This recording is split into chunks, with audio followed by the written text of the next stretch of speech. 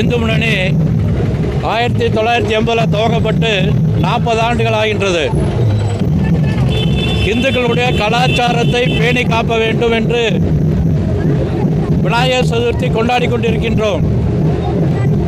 இப்போது ஆடி மாதம் ஆடி வெள்ளிக்கிழமை தமிழ்நாடு முழுவதும் பெண்கள் கையாலேயே மஞ்சள் நீர் அபிஷேகம் செய்ய வேண்டும் என்று முடிவெடுத்து தமிழ்நாடு முழுவதும் ஒவ்வொரு வெள்ளிக்கிழமையும் ஆடி மாதம் முழுவதும் நடந்து கொண்டிருக்கின்றது.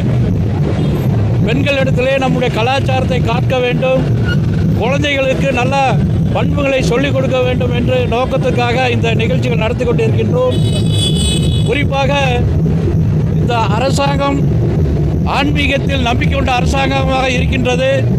கோயில் நிலங்களை காக்க வேண்டும், பொன்வாளிக்கவேலுக்கு இன்னும் உதவிகளை செய்து இன்னும் நிறைய அரசியல்வாதிகள் அதில் ஈடுபட்டிருக்கின்ற சொல்கின்றார்கள்.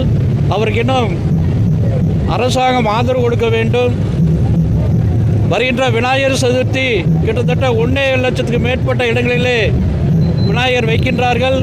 அதற்கு அந்த பந்தல்கள், மின்சாரம், பல்வேறு வசதிகளை இந்த அரசாங்கம் செய்து கொடுக்க வேண்டும். ரம்ஜான் என்றால் அரிசி கொடுக்கின்றார்கள், ஹஜ் யாத்திரை போவதற்காக நிதி கொடுக்கின்றார்கள். அது மாதிரி இந்து பண்டிகையான விநாயகர் சதுர்த்திக்கு உதவி செய்ய வேண்டும் என்று கேட்டுக்கொள்கிறோம்.